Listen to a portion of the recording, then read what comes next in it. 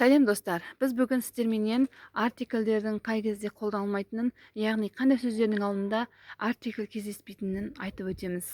Бірінші, uncountable nouns.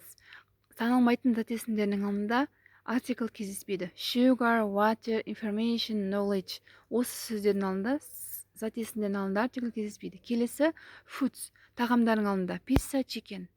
Келесі, үшінші, disease, аурудың алдында. Қандай да бір ауру болса, оның алдында артикль кездеспейді. Мысалы, амнезия. Келесі, plural forms, көпше түрдің алдында. Students.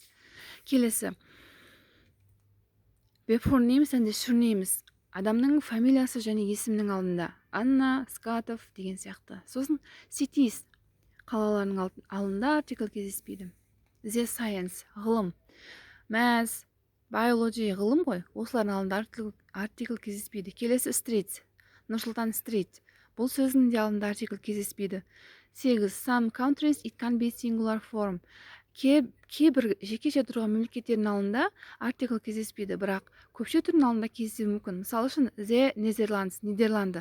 Бұның алдында артикль кездеседі де.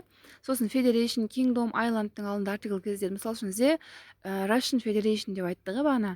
Соның алдында артикль кездеседі де, бірақ Russia дегенде мүлдем кездеспейді. England дегенде кездеспейді. Скотланд дегенде де артикль мүлдем қолданылмайды.